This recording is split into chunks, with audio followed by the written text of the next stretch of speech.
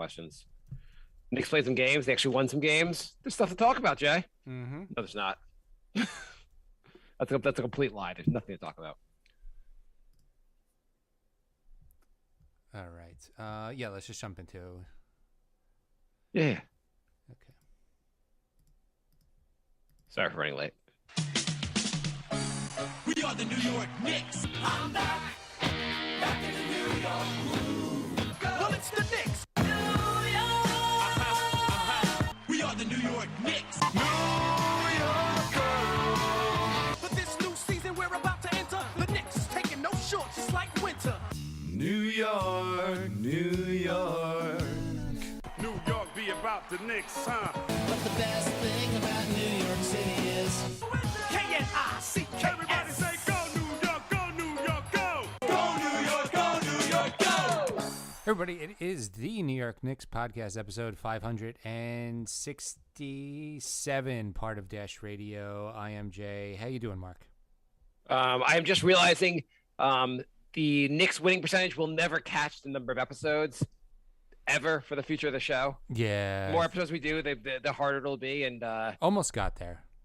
almost got there. I mean, maybe next year they'll begin 1-0, and they'll be ahead of us for a little while. I mean, they were 5-1 at one point. They were ahead of us. That was pretty awesome. So Jay, I'm going positive this episode. Things are good. Things are looking up, Jay. Since last episode, the Knicks had a heartbreaker against the Phoenix Suns, and the many Cams that are torturing the Knicks this year. There was Cam Thomas, Cam Payne put a lot of pain on the Knicks. Not Cam Payne, sorry, Cam Johnson. But Cam Payne also had a good game.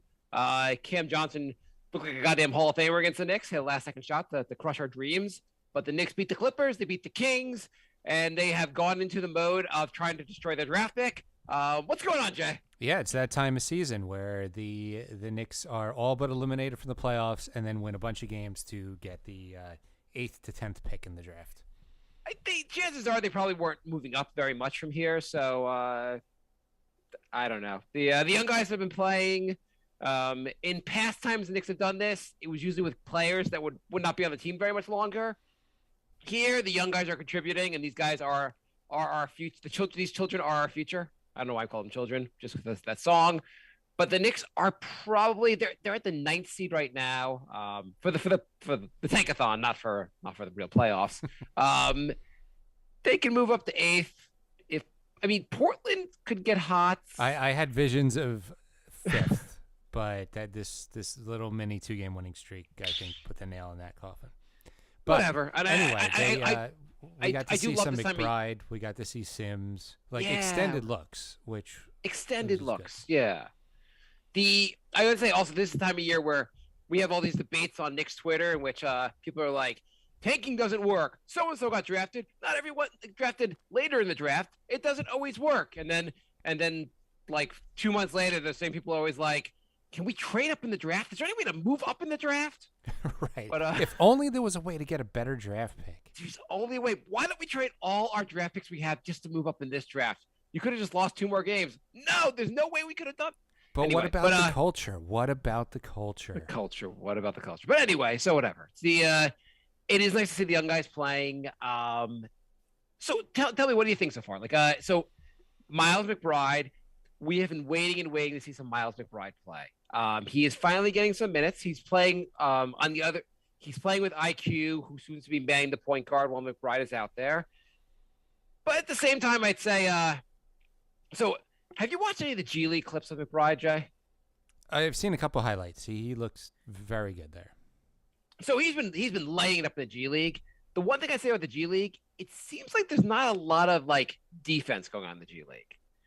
And not that everyone basically ran from half court to get a layup, and nobody even attempted to step in front of him. I don't know what's going on in the G League, and I don't know how watchable these games are, but there really doesn't seem like, just the clips I've watched of him, every clip, it just doesn't seem like the defense is really.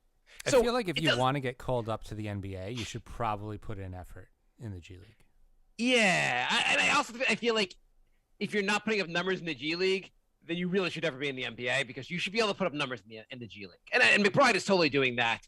I think the reasons Tibbs overall, the reason I think Tibbs has been reluctant to use McBride is so on the one hand, the positive side of McBride, he looks like he's really into playing defense, knows what he's doing, and that's definitely in what Tibbs likes.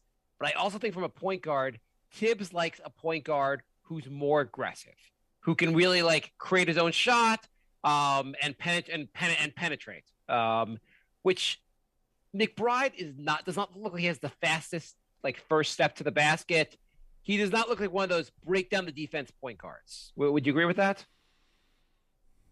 I don't know, because I got really mad during the Phoenix game because every time he was on the court, he hid in the corner, and IQ.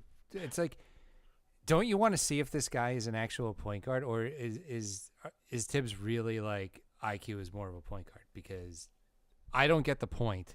I would even like to see McBride out there without IQ. I agree with that. I would like to see him out there without IQ. Why don't you give those guys the main minutes at point guard?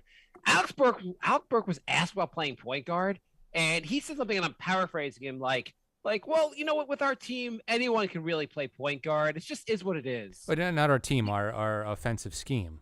Yeah. Like Burks basically was saying he more or less just said, I guess I'm playing point guard. I'm not a point guard, but what are you going to do? That's what the guy who's starting point guard said for our team. That's the frustrating thing, because if you had IQ and McBride splitting the minutes at point now, because Walker and Rose are injured, you could put Burks back at the 2, and he was really good at the 2 last year, like really good.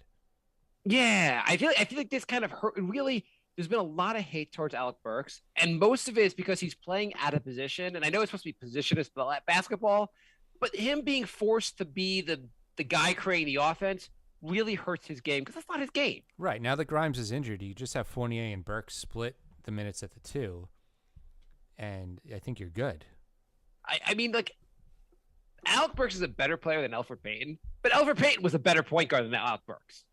And that's just saying how far we've fallen, basically, with starting point guards. Right. Yeah, and I can't even argue with that. Yeah, I mean, like, and that's, yeah, again, like, it's amazing how we had Elfrid Payton and we were like, well, this is the floor. And our GM, our team president's like, let me hold my beer. I'm going to make this worse. Which is funny because, for context, Chris Paul got injured, and then Cameron Payne got injured, and they still called somebody out of the G League to play point guard instead of Elfrid Payton. Payton's getting like 2 minutes at a game now. I would say this offseason, and I know the Knicks are going to have Derrick Rose back next season. And I don't know how healthy he'll be, whatever. Even presuming he plays all the games, I think the Knicks need 2 point guards on this, 2 new point guards on this roster next year.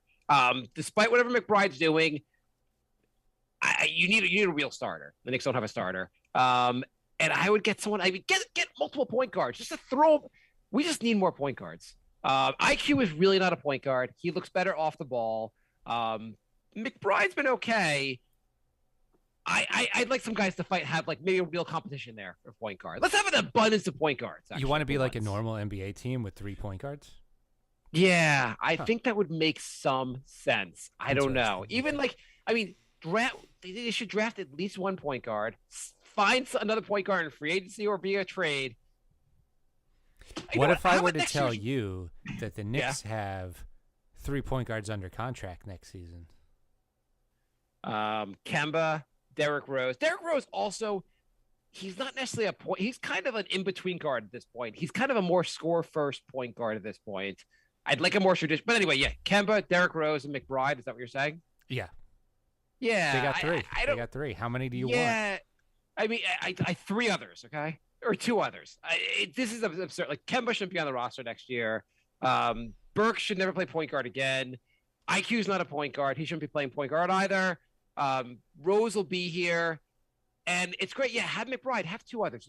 Why don't we just, after all these years of having a drought at point guard, have a few extras? See how it goes. The Shadow says, do you guys think that Deuce has actually a chance to be a point guard? So he didn't start off college playing point guard. He eventually started playing point guard, but it's not like he played point guard his whole life or his whole, like in high school. I don't know. He looks like could be good on defense. He looks a little bit, and he hasn't had extended minutes in the NBA, so he's been a little bit hesitant.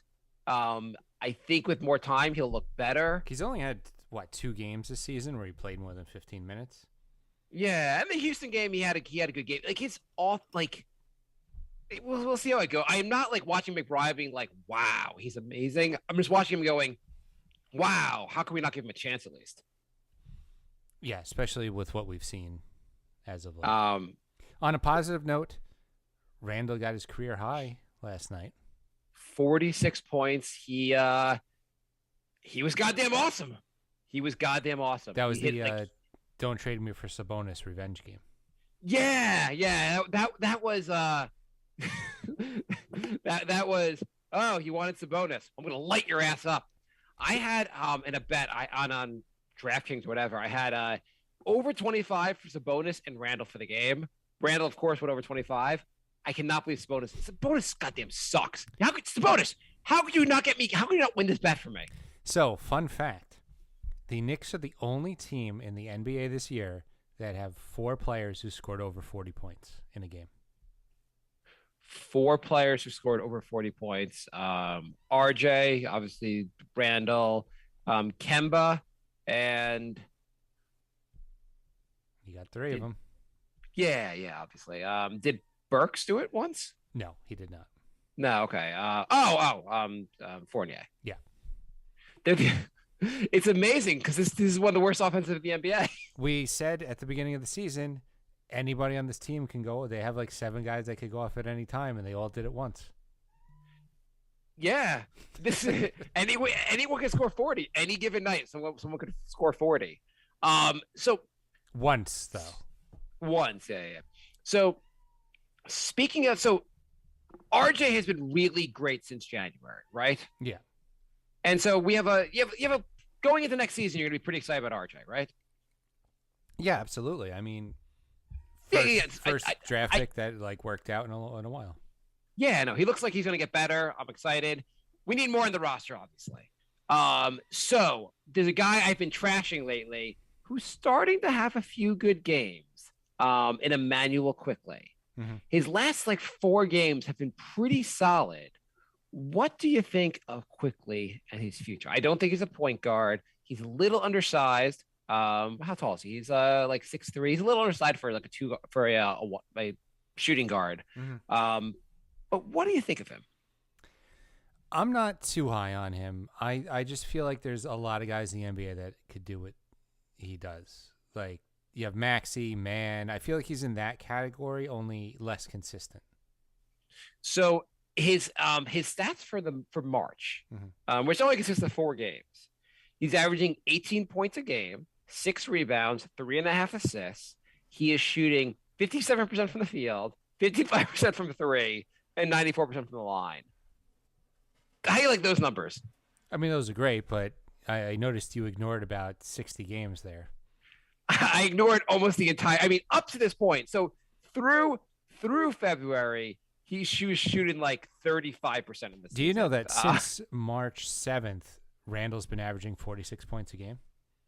It's crazy how you can do these things with stats. You know what I love on also someone will post on Twitter or something like that. They'll be like, small sample size, and when you say small sample size, it means whatever you're going to say next is completely meaningless. But then they'll be like, small sample size, but I don't know, maybe Randall could do 46 points a game going forward. I mean, 1 game over a course of a whole season. If you say small sample size, you should just say, I cherry-picked this. You know what you should do? If you say small sample size, you should delete what you're going to write. Because Exactly.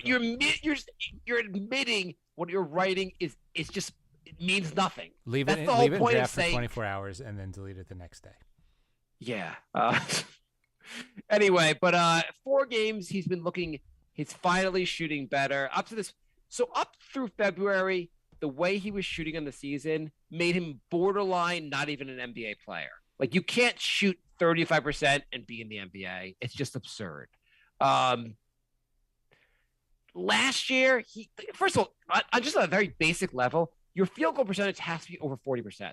Up to this point in his career, last year when people loved him, he shot under 40%. That's not NBA level shooting. That's not like a good shooter. Somehow he's got a reputation as a good shooter anyway. But according to Reddit, he's a generationally good shooter. I do have some faith if he just, first of all, if he stopped jacking up shots, like he has this weird confidence, like he's Steph Curry. If Steph Curry did not like, he has the Steph Curry confidence without any accomplishments. That's my biggest problem with him. He'll get one layup and then he'll do like 3 straight heat checks from 30 feet away, and it's like, you're not that guy. If the shot's open, take it. By all means, take it. But don't pull up from like 30, 35 feet and just jack it up 4 seconds into the shot clock because you think you could hit every shot. That doesn't work. So, okay, people are talking about what's our core going forward. If you had to, and I know I did not mention this topic before, Jay, but if you say, like, I'm going to give like levels, core for tier 1, who's on tier 1 for our most important players going forward? Barrett. Yeah, I agree. Barrett's tier by himself. He's got the youth. That's the only guy I would say is a core has to keep guy. I know it's only one person, but that's what I think of the team right now. Tier 2. Not quite tier 1, but very valuable going forward.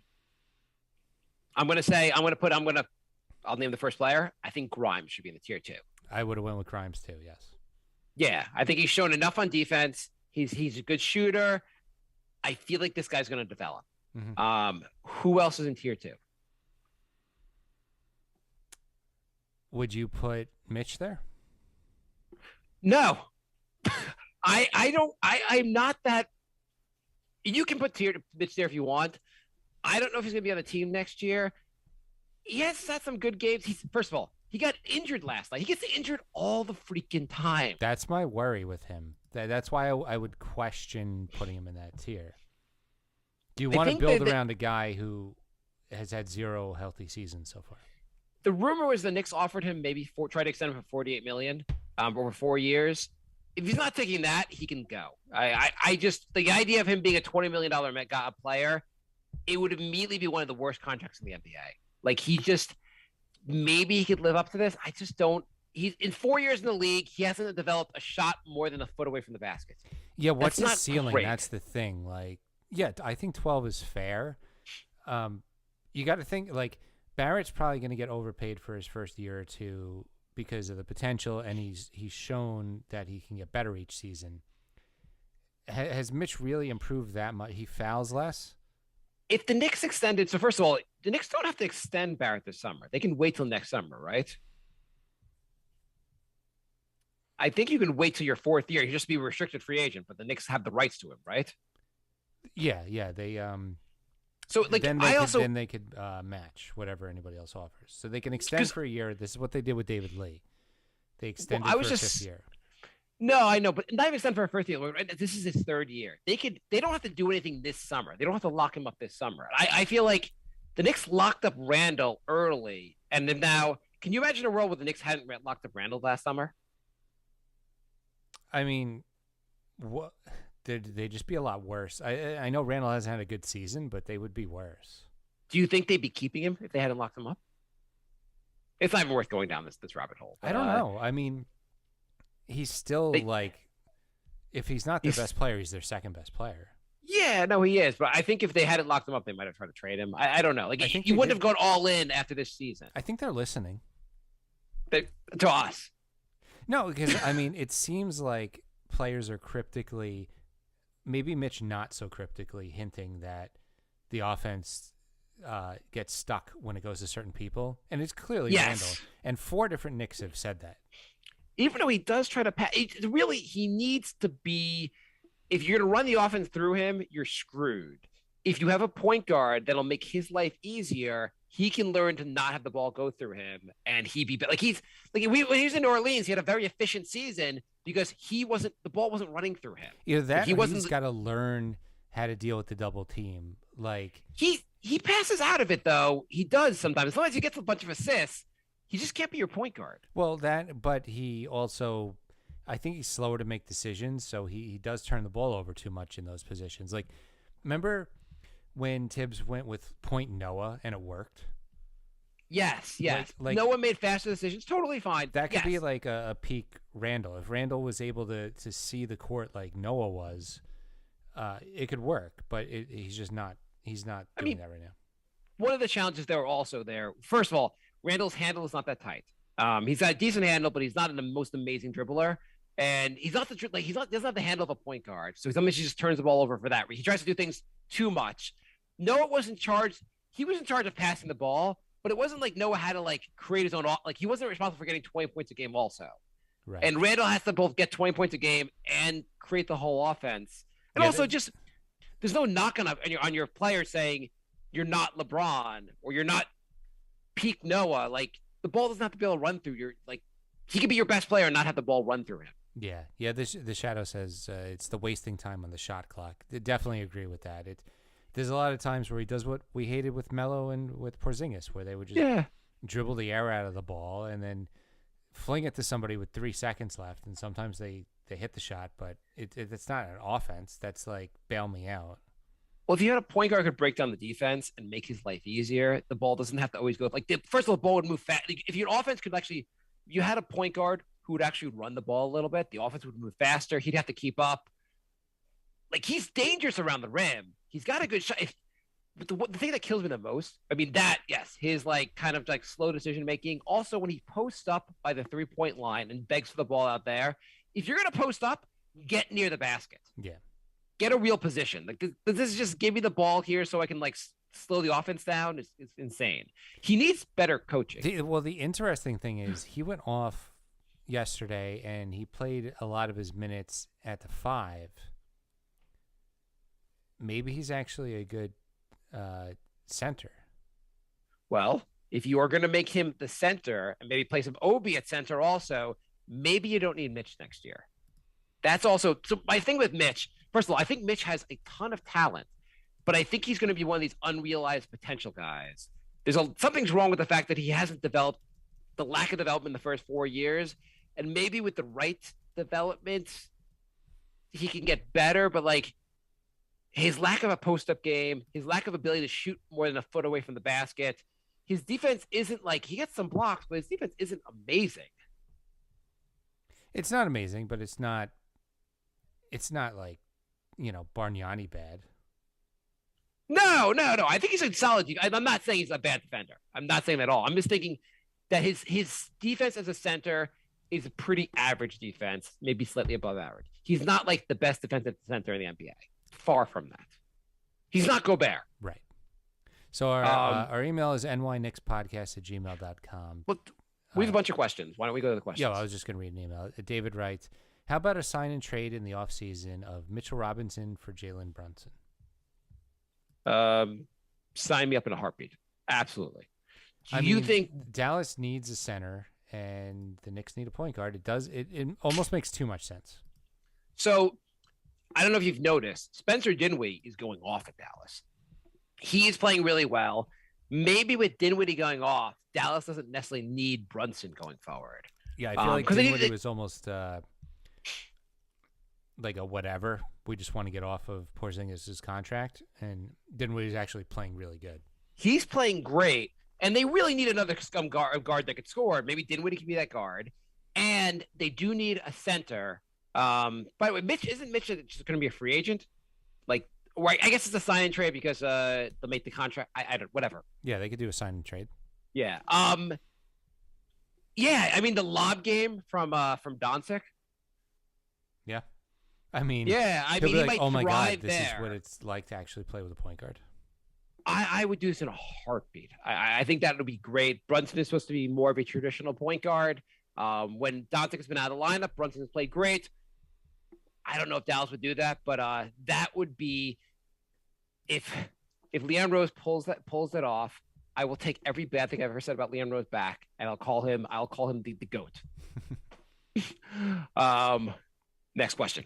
Sam writes, hey guys, what do you think of Quickly? He's a ball hog, and I can't count how many times he misses wide open Obi under the rim. He makes Cam and Deuce sit in the corners while he chucks up 30-footers. If he makes them, okay, but if he doesn't, he looks like a jackass out there. And watching Maxi's dominant play makes me even angrier. Maxi came 4 picks before him. He looks a lot better. Quickly had a couple good games recently, but he does dribble the crap out of the ball also. One of his issues Quickly is when he drives to the basket, he has no ability to finish near the rim.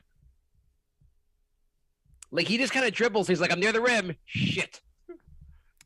Yeah, I mean, he's a little undersized. The Knicks have a lot of undersized guards. That's also the problem. The Knicks have a lot of issues. They have a very weak roster. By the way, tier 2, I guess, would be you're going to put Mitch there. Tier 3, and I guess I'm not putting Mitch there, but tier 3, would that be Obi, IQ? I would put Mitch Obi? in there. Obi, IQ, Mitch, and McBride and Sims, and Randall. I don't think I put Sims or McBride in tier 3. I put them maybe tier 4. Sims and McBride haven't shown me enough yet, even though they have potential. And by the way, I keep seeing highlights of this guy Rokas, the guy in Europe. Yeah. He looks good in his highlights. He plays limited minutes over in Europe. I hope he's not here next year. I hope he plays another season in Europe. I think it'd be great if the Knicks gave him a little bit more time to develop in Europe before they brought him over. All right. Anthony says Mitch will be good and healthy once he leaves the Knicks. Absolutely. I'm just saying the guy Rokas, if he could play 25 minutes a game in Europe, then I'd be ready to he's playing 8 minutes a game or 9 minutes a game in Europe, and he's supposed to be an up and coming good player, but it might be since the Knicks aren't good at developing players anyway, let him play another season in Europe. Yeah, let him develop another year. Yeah, he's a nice stash to have. There's not much. The rest of then you have just tier crap, and that would be all the veterans. And by the way, we give Evan Fournier a lot of crap this year, and his defense isn't great, but he's actually one of the leaders in 3-point shots in the NBA. I think he's number 5. I would probably put Burks and Fournier in that third tier. Burks, if he's playing shooting guard, not point guard. I really think most of the team is in a tier 3, fine, whatever. Yeah, they have a bunch of average. You just need better players overall. And then tier 4, you would have to Noel just can't stay healthy. The Knicks got scammed. His only healthy season of his entire career was his contract year, and now he can't stay on the court. The Knicks. The other thing is, so the Knicks have 2 centers that can't stay healthy: Noel and Mitch. Yeah. You've already signed one of them. Why would you sign the second guy who can't stay healthy either? Yeah, could be a problem. And people are like, "Well, Mitch has played most of the season." You remember last year when he didn't play, he missed most of the season. Mm-hmm. Don't bank on him being healthy going forward. Right. Last email. Oh God. Paul writes, "Hey guys, I hate the cycle. Play like crap at the beginning of the year, and then when games don't matter, they start playing better and winning games. See IQ Burks when we end up with the 8th pick, getting the Knoxes, Obies, and Franks, rinse and repeat." I agree. I know people say there's winning culture. The Knicks made the playoffs last year. What did that do for the Knicks culture this year? I think it's pretty much the guy who's drafted with the first pick for the Knicks has to be a starter on the Knicks going forward. If Rose cannot, I don't know if he can all-star, but if Rose cannot nail a starter, then this team, the team needs. They need that kind of stroke of luck, basically, to go forward. You need this top 10 pick. You need to nail a guy who's going to be a really good player. Yeah. There's no other way to build this team. There's nothing else that's going to happen. You need to nail some draft picks. And the Knicks have nailed really 1 draft pick, maybe 2 with Grimes. So the big board, right now the Knicks have the 9th according pick. to the mock draft, the Knicks have the 9th pick. And they're taking Ty. I would be very, very happy. Who I've been wanting. But the 9th best player on the big board is Tari Eason, which means he is going to be a future Hall of Famer because the Knicks are going to pass up on him. He is a power forward, which would be a very logical pick for the Knicks to make. I mean, they would have to trade Randall. Or they would extend him a second time. They'd max him and Obi and be like, "Sorry, dude." By the way, the dream, I guess, is the Knicks get to the top 4 and they take Jaden Ivey, which people are in love with. Who is a shooting guard, not a point guard. Either way, you'd make it work. I mean, people are acting like, "Wait, he's a shooting. We can't." Yeah, if a guy looks like he's an all-star level talent, you fit him in the rock. You fit him on the team. He can obviously you could put Jaden at shooting guard, RJ at small forward. You can make that work. Maybe they get lucky. They get the number 1 pick. They draft Holmgren, and then they could feel good about trading Mitch. Yeah, I don't know how I feel about it. I haven't watched enough of Chet Holmgren. Have you watched a lot of him? No, I was watching a highlight reel earlier today, but highlight reels are very misleading, Obviously. as you learned with Cauley Stein. So, Yes.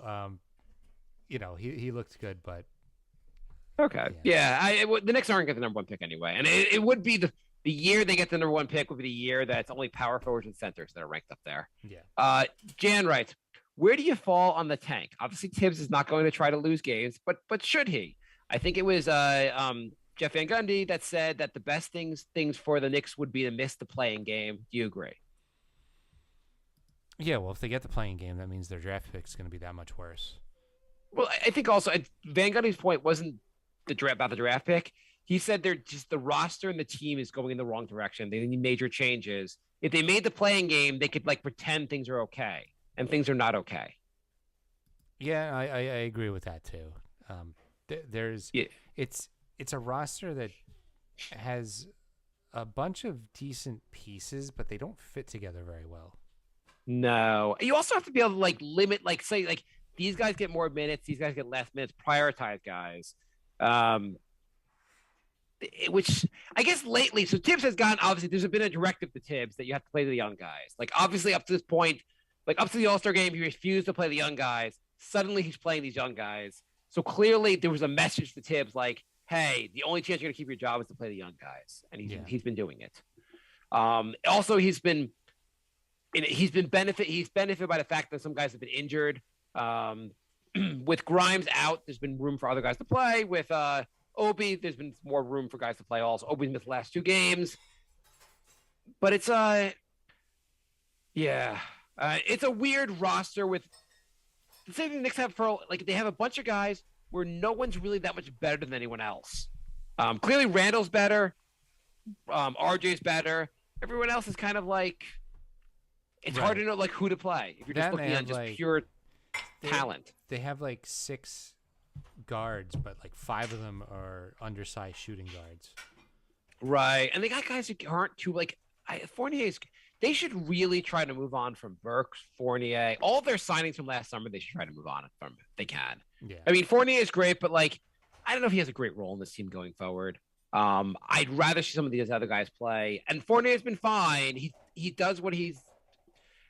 I just feel this was a weirdly constructed roster. David writes, "There's no chance at the moment, even for the playing game. I don't think we need to deliberately tank. We're doing a good job of it already."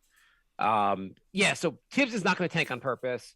And when he plays the young guys, if they win some, they win some. It is what it is. The schedule also is pretty tough going forward. And Paul writes, "I hate so much that we win these pointless games now. Just watch. This will be the best Randall ever plays going forward." Probably. On Twitter, we had a couple questions also. Anthony writes, "Why the the Knicks are starting to win just when we had the hope of getting a top 10 pick?" Barrett King writes, "What is the most important thing the Knicks should focus on this offseason?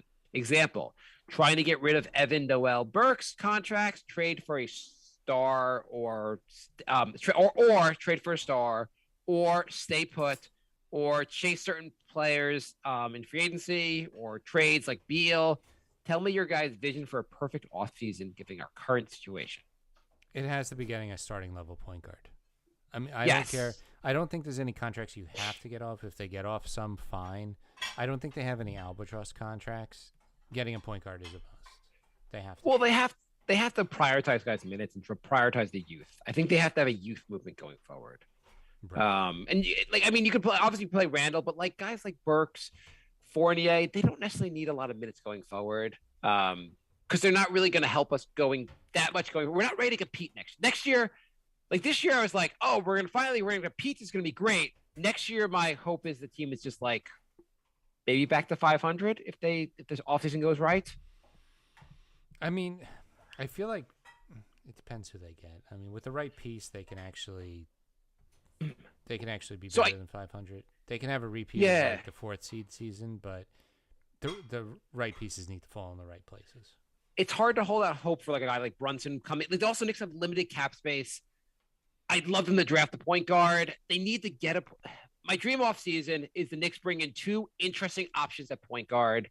And beyond that, that'd be the biggest thing. It's two interesting options at point guard. And if they don't draft with the first pick a point guard, then that guy better be someone else that's going to play at a position that makes sense.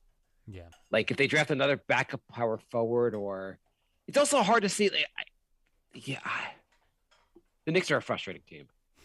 Yes, They're very frustrating. But my dream off season is the Knicks in year 3 of Leon Rose. He figures something out for point guard, and we have decent point guard play. I think a lot on this roster will be solved by the point guard play. The defense is obviously almost a bigger issue, but I feel like I don't know. Point guard Also, has to you've come got to before anything. It just does.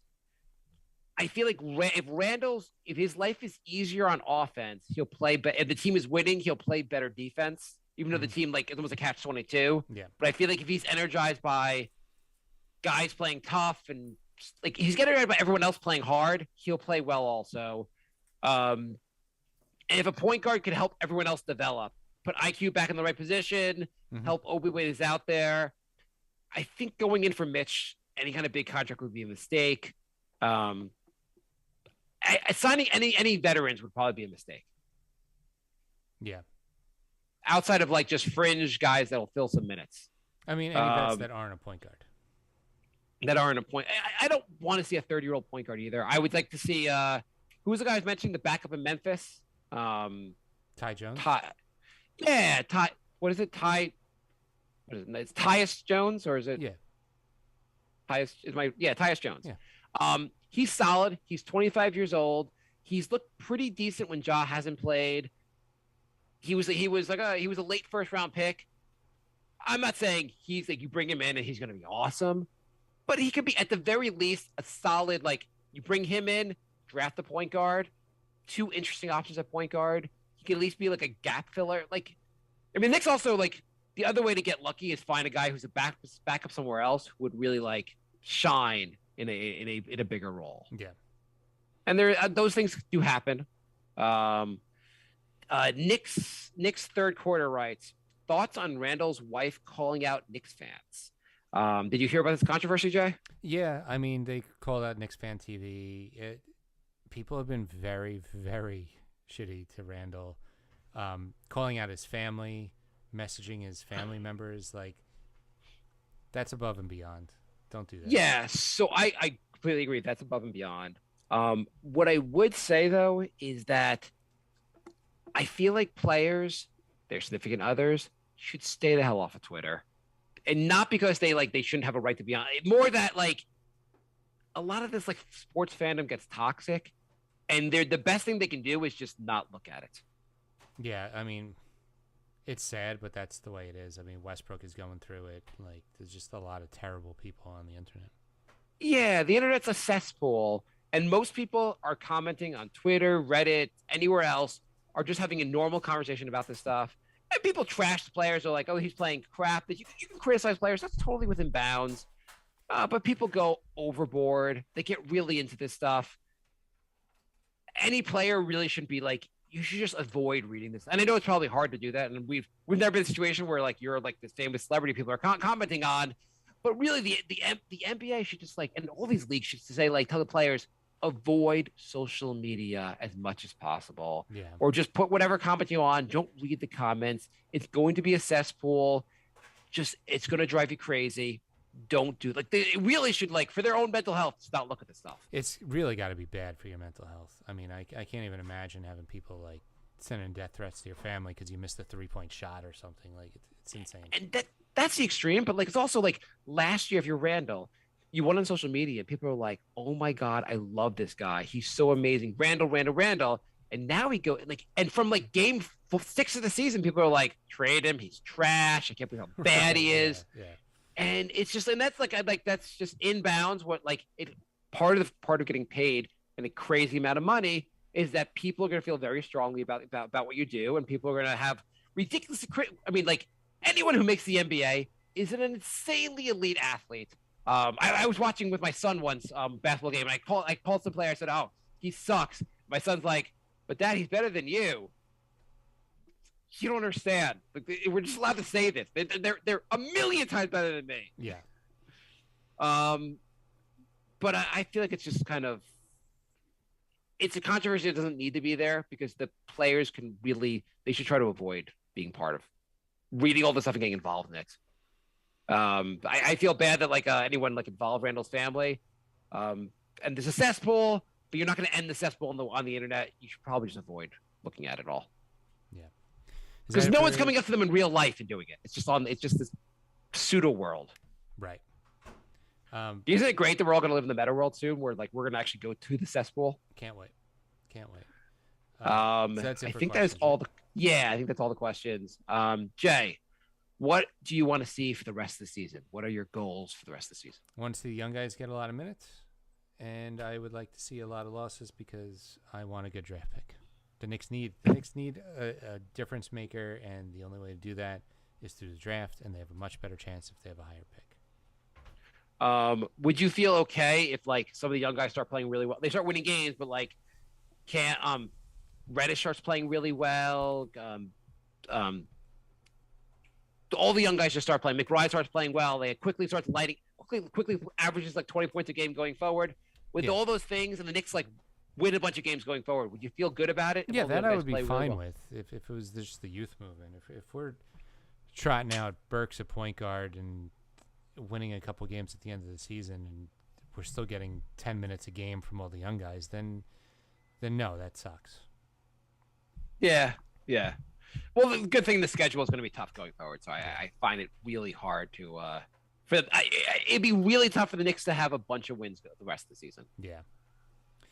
All right. Yeah. Thanks for listening, everybody. We're NY Knicks Podcast on Facebook, Instagram, Twitter, Patreon. I'd like to thank our newest Patreon. Dean and Andrew joined, so thank you guys. Thank you guys. And we'll be back next week, and we'll see what happens. All right. Thanks for joining, guys.